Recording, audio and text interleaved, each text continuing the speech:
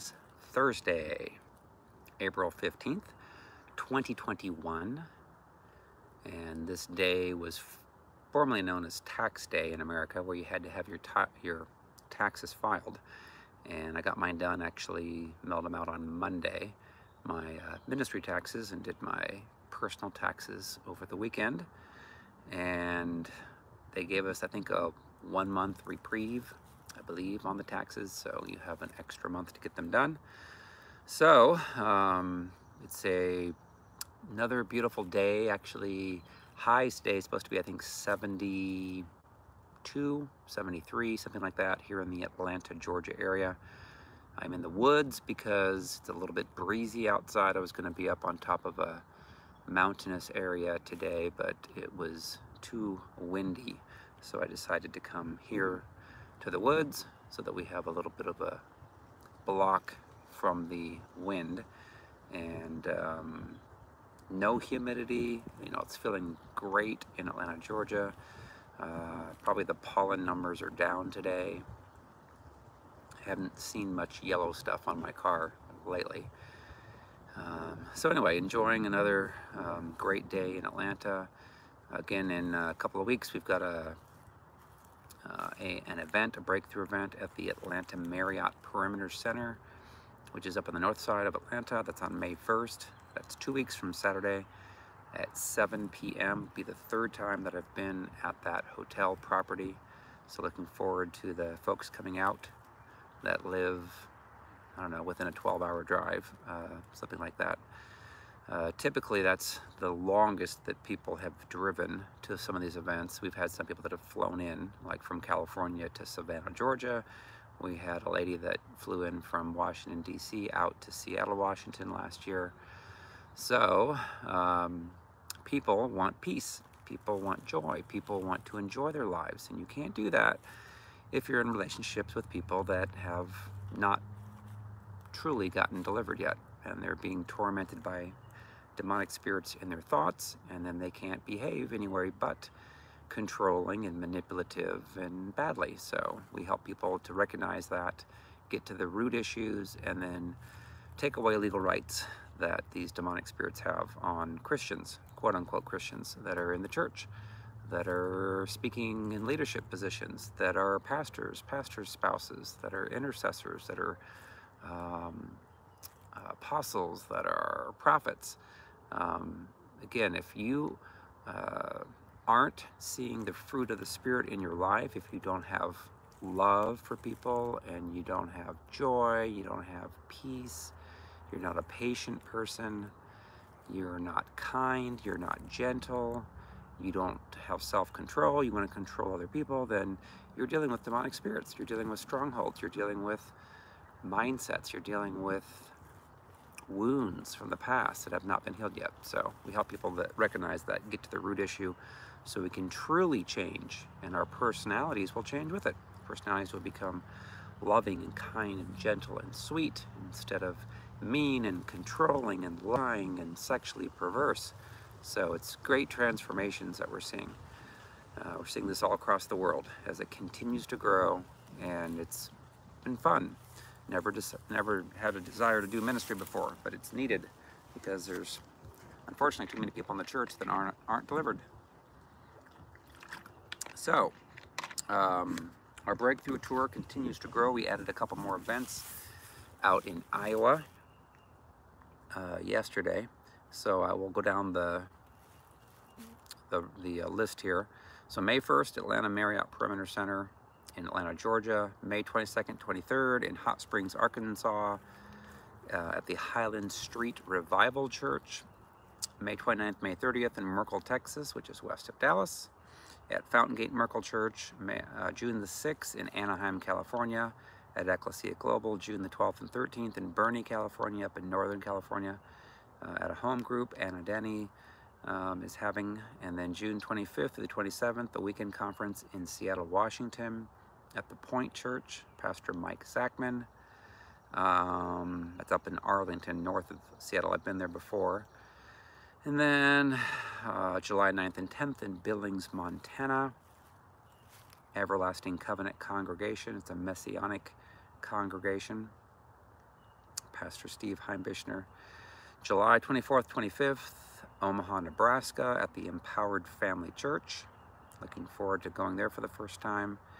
And then these two events got added yesterday, last night, in One Accord. That's actually, they meet in a barn, which is amazing. I've been there twice before, in Fort Atkinson, Iowa. It's in northeastern Iowa, not far from where they had built, if they build it, they will come, the Field of Dreams. I've been there before. Kevin Costner did a movie out there, and that's not far from Fort Atkinson. And that's a Saturday night, 7 p.m. Central Time. In One Accord is the ministry. And then on Sunday, August the 1st, I'll be at Christian Life Center in Decorah, Iowa. It'll be the first time I've been there. Talked to the pastor yesterday. And he's excited to get people set free and healed and delivered.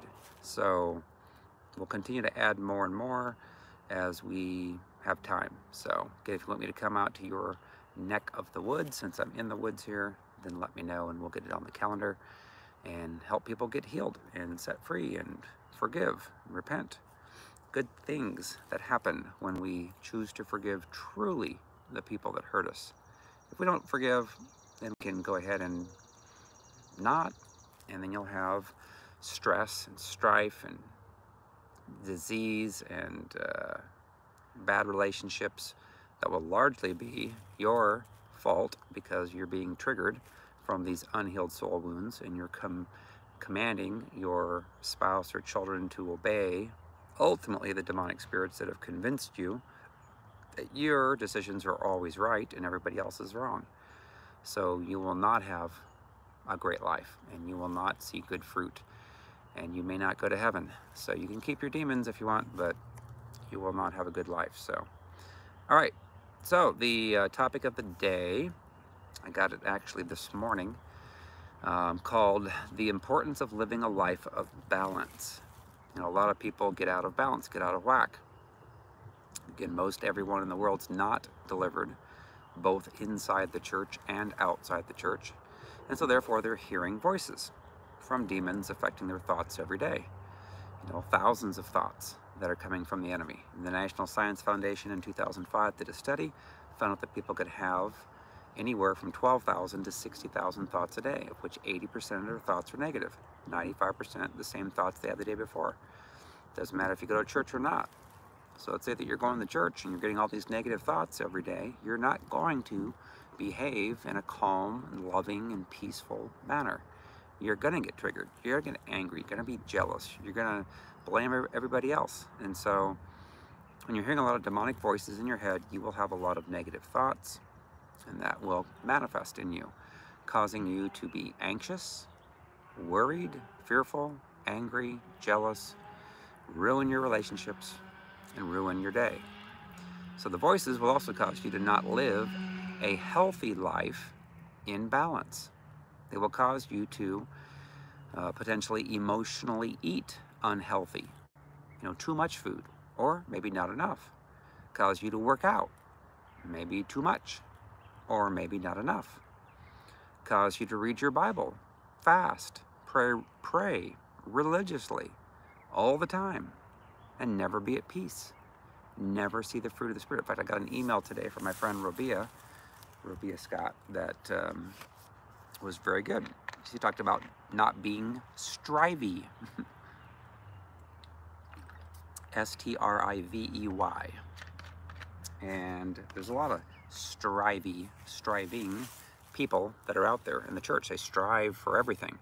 They strive to make things happen in their job. They strive to make people do what they want in their relationships. They strive to try not to eat food, not to eat carbs, you know, or to exercise 3 hours a day and go crazy on that. So you can go to the extreme, which is what the enemy wants you to do, and then you never have any peace.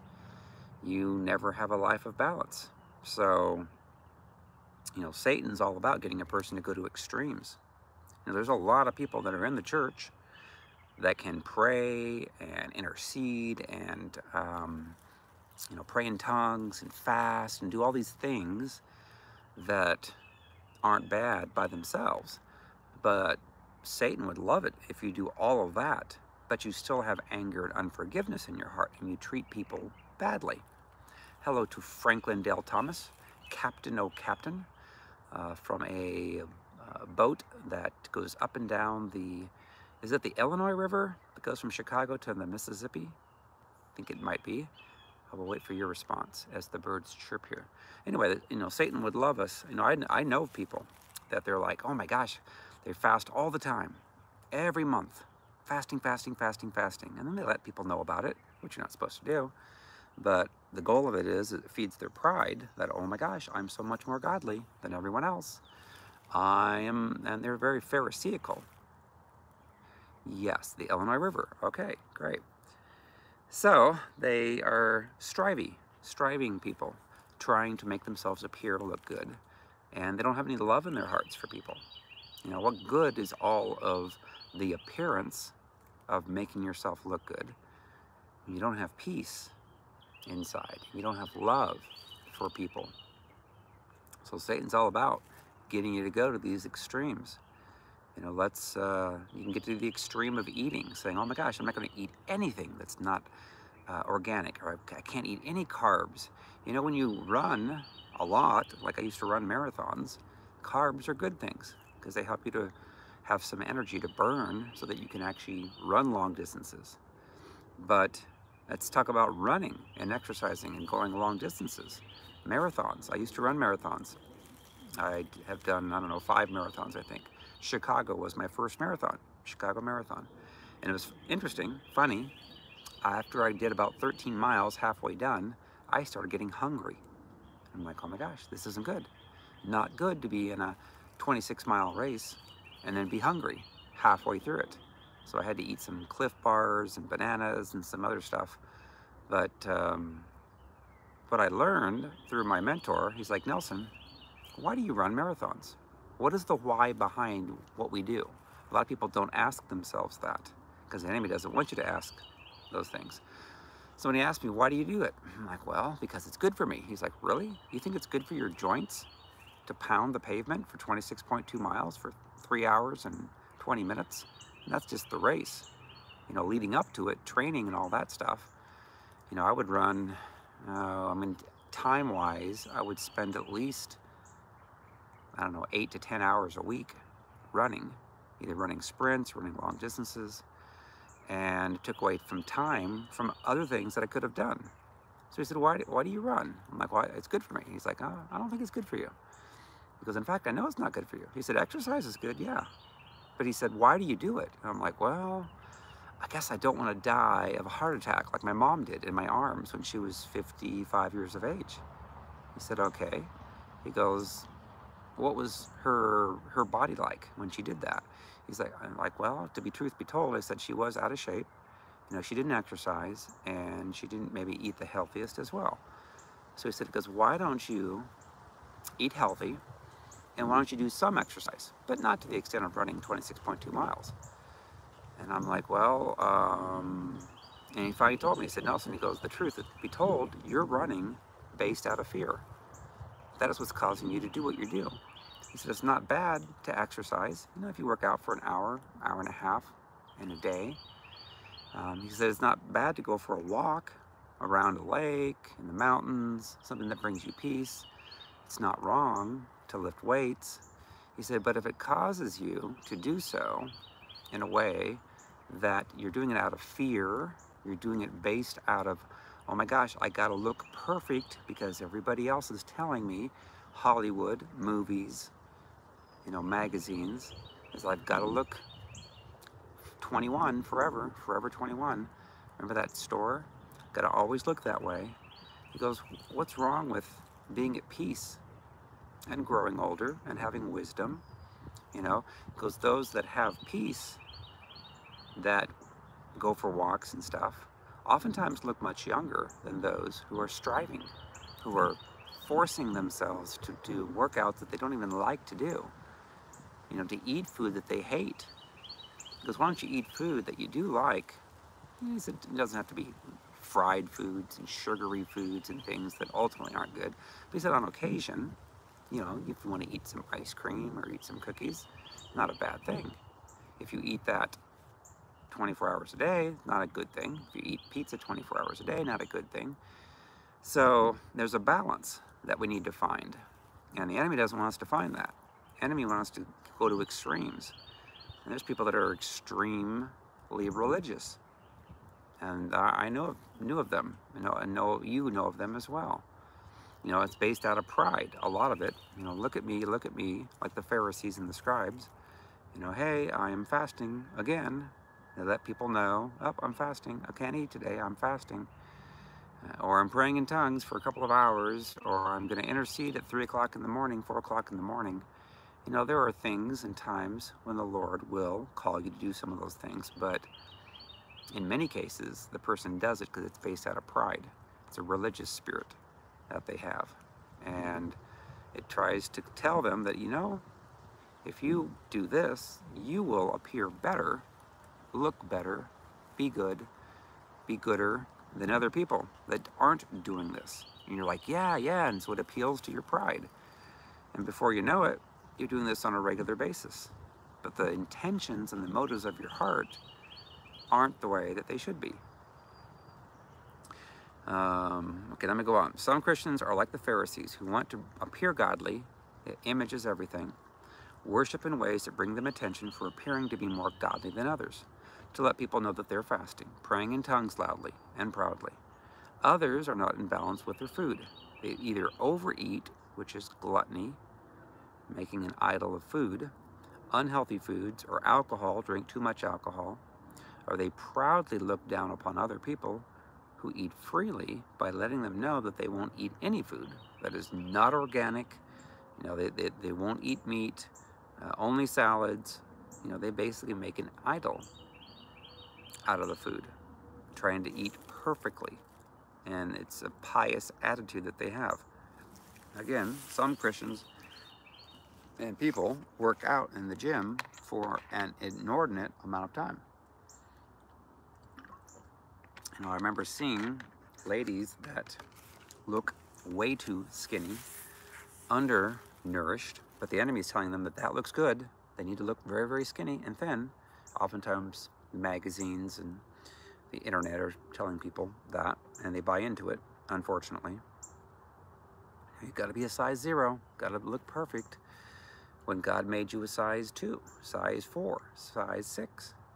And but you don't have any peace because you're driven, focus. And then there's women I see that will work out at the gym that look like guys, and they got extremely larger muscles than what they really should have.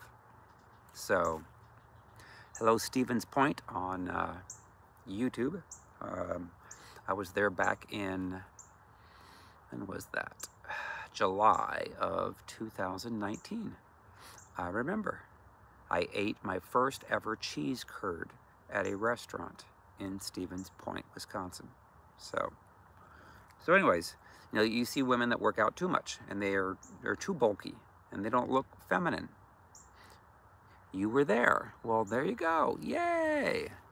Mary Jordan was there. Awesome.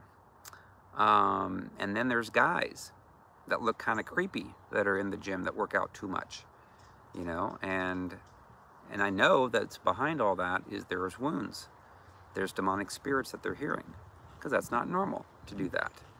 But people that are highly, highly driven to work out, there's normally, if you ask the why behind it, there's a reason why. Why do you work out so much? Well, because my grandfather or my father passed away, died, or maybe they were bullied. Oftentimes you see guys that were bullied when they're growing up, and they're like, I am going to make a vow that I'm not going to be bullied ever again. I'm going to work out until I look like Lou Ferrigno, and I'm very strong. Except Lou Ferrigno's probably not that way anymore. Whoever the top person is working out. And so they bulk up and they get very strong. But you can see inside in their eyes, they have a lot of anger, a lot of bitterness, like they're just waiting for someone to come up to them that wants to fight them so they can punch someone because they're so tormented. They're not at peace. Peace is the barometer of a person that's in balance. If they have a lot of peace every day. Now again, if you're married to someone, in a relationship with someone that's not at peace, they're going to affect you.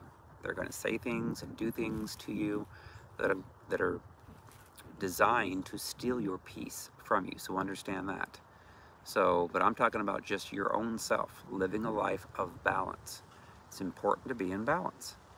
You know, if we end up ignoring reading the Bible or praying to the Lord, praying in tongues every day, then you can get out of balance. You can pull away from the Lord, and the Lord may be wanting to talk to you, but you want nothing to do with Him. So then you turn more towards the world.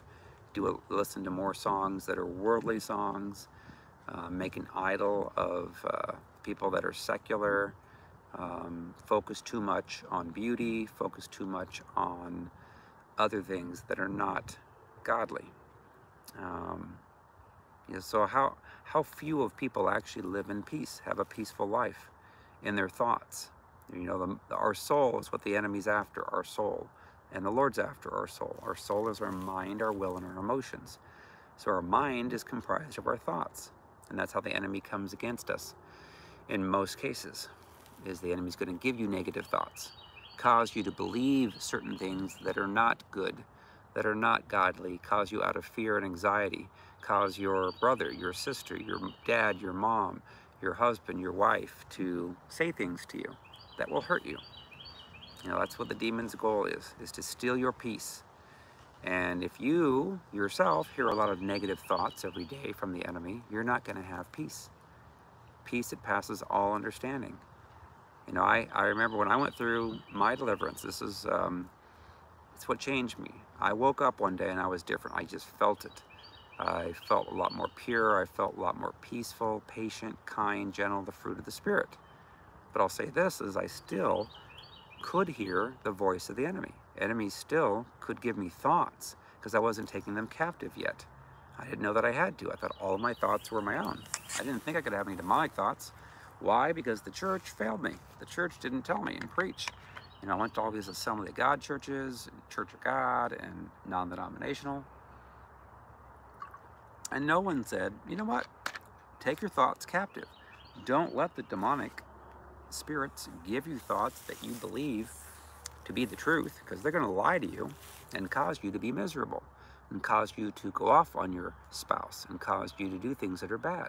Take the thoughts captive. So when I started to pay attention to my thoughts, then I started to make huge headways with peace. Even being in a relationship with someone that was not at all, that was being tormented by demonic spirits thousands of times a day. So what I would do is when the thought came in from the enemy, I would think about the thoughts coming to me every day. And as soon as I discerned that that thought was coming from a demonic spirit, I would stop it. And I would get to the point where I could stop it after about 3 or 4 words. The first 3 or 4 words coming to me, I knew that, okay, if I let this demonic spirit speak a whole sentence to me, then guess what? The thoughts will be bad. And it will cause me to not have any peace. So I learned that I could have a lot more peace if I took the thoughts captive. So anyways, it's amazing when we take the thoughts captive, when we actually can have peace, because it's great. It's amazing when you can take the thought captive and get to the point where you don't get any more negative thoughts from the enemy. Then you can stay in balance a lot better. But it's almost impossible to stay in balance if all you're doing is hearing demonic thoughts every day. Why? Well, it's obvious. If I sat in a walk through my life, listened to the demonic thoughts coming to me over and over and over and over and over and over again, it's going to drive me just like you're on a boat or on a canoe, and you have a demonic spirit behind you telling you all these negative things, causing you to believe them to be true when they're not. You won't be at peace. So you got to take the thought captive as soon as you can discern it. Of course, inner healing and deliverance is a huge part of that, because once you get rid of anger and bitterness and pride, take that out of your life, then you can start to really discern the thoughts from the enemy, and then you can have a life of balance. You know, too much of anything is not a good thing. If I were to eat a lot of food. You know, if you go out to eat, put it this way, if you go out to eat and you, okay, how long did it take for me to reach that stage? That's a good question, Mary Jordan on YouTube. So I'll say this, I went through inner healing and deliverance unbeknownst to me. I was asleep, I woke up and I was different. That was back in, it's like August or September of 2008. And then the Lord had me get married in 2009 to a person that was largely affected by the demonic spirits. But he told me up front on my first night of the wedding what I was going to have to go through, and I couldn't tell anybody. So I went through a lot of awfulness from my spouse getting hit from the enemy. But I started to discern the thoughts coming to me as that was going on simultaneously. And so I started paying attention, and I'm like, why am I listening to a whole sentence from a demon? And at that point, I finally learned that these are demons that are speaking to me, wanting me to divorce, wanting me to respond back and be angry. And I'm like, nope, I'm going to bite my tongue. I'm not going to do what the enemy's telling me to do. Well, then after, it was about a year that I kept hearing the negative thoughts. It wasn't a ton, but I was paying attention to it. And then finally the Lord said, okay, why are you listening? Why are you listening to the demonic spirits speak to you? Take the thoughts captive and stop it. So then I started to be intentional about taking the thoughts captive. And it took about another, I don't know, something like 8 months. It was about a 18 to 20 month process before I was really onto them and shutting them down. And then once I was able to do that, I could stop it after about 3 or 4 words. And then I found that, oh my gosh, I'm a lot more peaceful now, even though my spouse wasn't. But from a personal perspective, you know, I could be at peace. Because if you hear the voice of the enemy, man, you're not going to have peace. It's going to cause you to strive about everything. Strive about what you're going to eat, what you're going to wear, how much you're going to exercise, what you say to people, what you say to your spouse. The enemy wants to provoke you to provoke your spouse. So it took a while. It took a while but man, when you're intentional about it and saying, oh my gosh, okay, I'm going to purposefully think of the thoughts that are coming to me. You know, when they come to me, I'm going to take the thought captive if it's going to turn out to be a negative sentence. Why would I listen to the enemy? Enemy wants to cause me to get into fear, worry, anger, bitterness, jealousy. I'm like, I'm not going to do that. So we got to look at ourselves in the mirror and take inventory of ourselves first. Make sure that you're doing everything right that the Lord would want you to do. Because oftentimes the demons want you to blame your spouse or other people in your relationships. And why is that? Because it's much easier if you can blame other people and say, listen, I'm perfect, I am great, I am, you know, doing everything the way I'm supposed to, which is the enemy's telling those that are the most affected by the demonic spirits those very sentences. They're saying that all your decisions are the best. Don't listen to anybody else. You know, you were let down before by the people when you're growing up that didn't protect you, didn't love you the way that they should. So therefore, you got to look out for yourself, protect yourself, control, manipulate other people to make them do what you want because your decisions are the best. And in most of those cases, your decisions aren't the best. But you can't admit that. You don't want to admit that. The demons don't want you to admit that either. So there's very few people that have a peaceful life. They can have it, but you're going to have to work for it. It's not easy. When you grow up and you're getting hurt, impacted by the enemy through your mom, your dad, sexual stuff that happens to you, those are legal rights later on in your life when you're angry and you're bitter.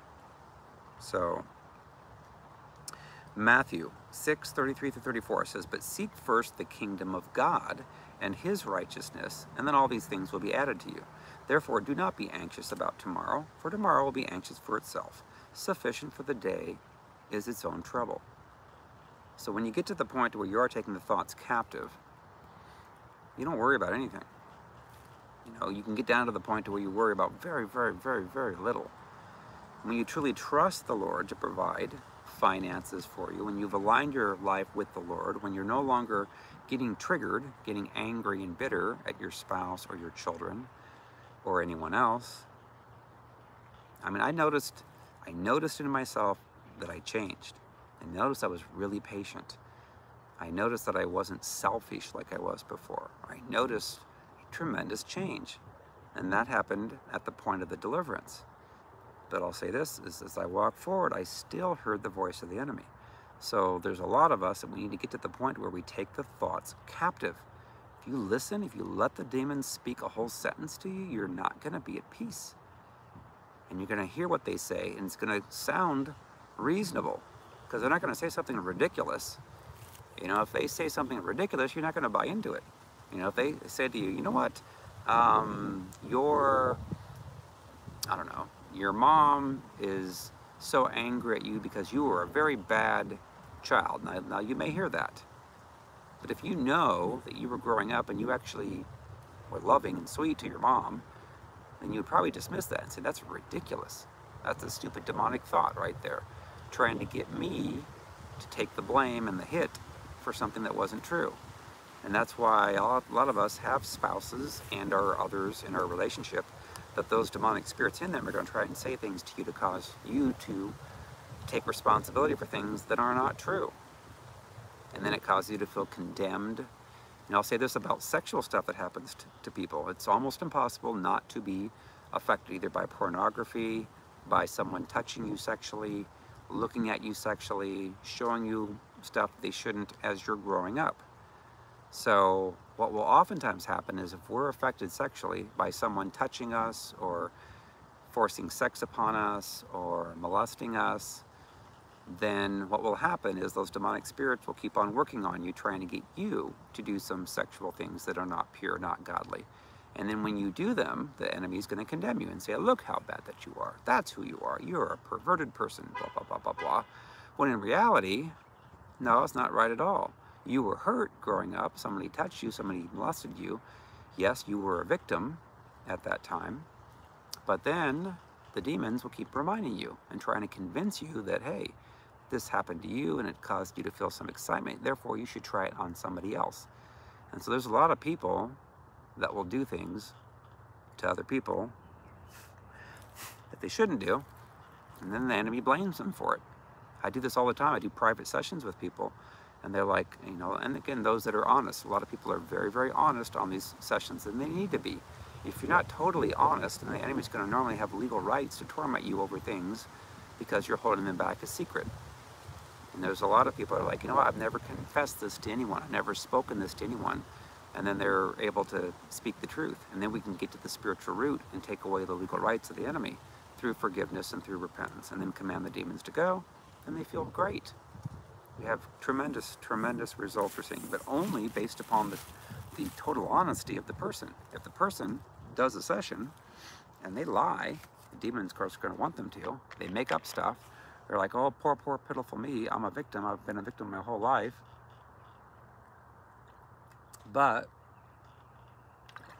they won't be honest about the things that they have said and or done to their spouse or their ex-spouses or their children. You know, then oftentimes, there's a bumblebee. A very big black and gold bumblebee. So anyway, if they're not honest, which the enemy doesn't want them to be, then there'll be some still rights that the enemy has, legal rights to torment them, and they won't get totally freed. They may have to do another session, or they may just have to go to the Lord later on their own and say, Father, forgive me. I repent for the things that I've done. And then I'll say this, the Lord's showing me this. He actually told me this morning. He said there'll be some people that I do sessions with that have done things that have been very bad to other people, that they need to make reparations. They need to go to those people and say, forgive me. And some of them, they've done some bad things to them, and it might have been 10, 15, 20 years ago. But because they've gotten more healed and delivered, the Lord's like, now you can go back and make it right with that person, because oftentimes those people still have anger and bitterness for what you've done, and they hate you, and it's causing them to stumble. So wouldn't that be a beautiful thing? Because we want people that have hurt us to say sorry for hurting you, which most don't. You know, I take a person through a session. Oftentimes they're people that hurt them are their fathers or their mothers, and they're now dead, deceased. So they still have to forgive them, but if they can see them through Christ's eyes, they can then forgive. That's why when we do a session, we always ask Jesus to come to give them a word or give them a vision. And so when we can forgive other people that hurt us, wouldn't it be great if we would go back to some of the people that we have hurt and say, will you please forgive me? I'm sorry for doing that. It might shock them, but it also might cause them to truly get freed as well. All right, let me read some other scriptures. 2 Peter 3:17 says, you therefore, beloved, knowing this beforehand, take care that you are not carried away with the error of lawless people, which are people that sin, and lose your own stability. Philippians 4:8, finally, brothers, whatever is true, whatever is honorable, whatever is just, whatever is pure, whatever is lovely, whatever is commendable, if there's any excellence, if there's anything worthy of praise, think about these things.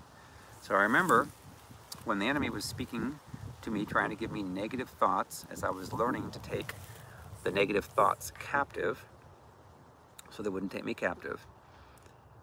What I would do, like I remember specifically, there was a time I had a bulge the size of about a golf ball on my spine, and it was bulging, and the enemy wanted to speak to me and tell me that it was cancer, that it was a tumor, that it was a cyst, whatever, you know, and it was painful, and I commanded it to go. It didn't go away for a while. So then ultimately, I ended up having to take the thoughts captive from the enemy, not listen to the enemy, and then ultimately was able to get the thoughts to go away by thinking about things that were true, that were noble, that were just. You know, the things that I needed to be thinking about, and not listening to the enemy, so that I could have more peace. And I did. I kept having the peace, and eventually the healing came. It took about 6 weeks. And but a lot of us will allow the enemy to keep speaking to us over and over and over again, and then we don't have the peace.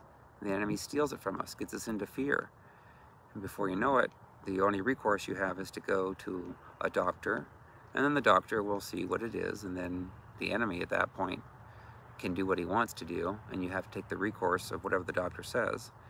You know, and in my case, the Lord said, I'll heal you of everything the rest of your life, but you have to not get into fear and to worry, because if you do that, you're on the enemy's territory, and I can't help you. 1 Peter 5:7 says, casting all your anxieties on him, because he cares for you. Hebrews 13:5, keep your life free from the love of money, and be content with what you have.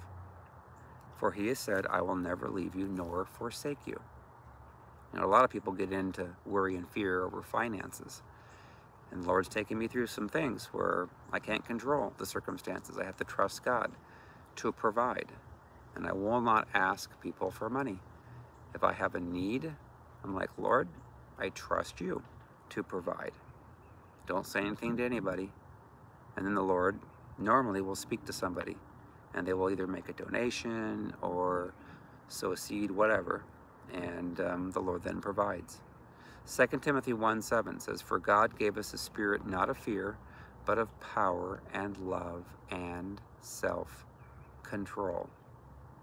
Philippians 4:11, not that I am speaking of being in need, for I have learned in whatever situation I am to be content. Again, you know, Paul talks about how he was abased and abound, where he had lots and he had nothing, but he was always looking to stay content. And that's living a life of balance. So we want to live a life of balance in all areas, financially, spiritually, food, church, exercise. Keep yourself in balance, and then watch the Lord do what the Lord wants to do in your life, and that is to have you trust him. Let him provide for you, and then stay at peace, and then watch the blessings come in. So, again, May 1st is my next event here in Atlanta at the Atlanta Marriott Perimeter Center. It's a beautiful property up on the north side. And got more people that keep signing up every day, which is great. May 22nd, May 23rd, Hot Springs, Arkansas, the Highland Street Revival Church. May 29th and 30th, Merkel, Texas, Mountain Gate Merkel Church. And again, you can sign up for these. They're free to attend by going to either my Facebook page, Restored to Freedom on Facebook, or you can go out to Eventbrite, do a search for them there, or you can click on my website, restoredtofreedom.com. It's on the front page. You can also go to events, and then you can click on the links to the Eventbrite and register yourself for it. June the 6th, Anaheim, California, Ecclesia Global. June 12th and 13th in Bernie, California. June 25th and 27th in Seattle, Washington at the Point Church in Arlington.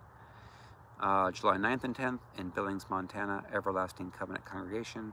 July 24th to 25th, Omaha, Nebraska at the Empowered Family Church. July 31st in Fort Atkinson, Iowa, in One Accord. And then August 1st, Decorah, Iowa at the Christian Life Center. Alrighty, I will let you guys go. All right, we'll see ya. Bye-bye.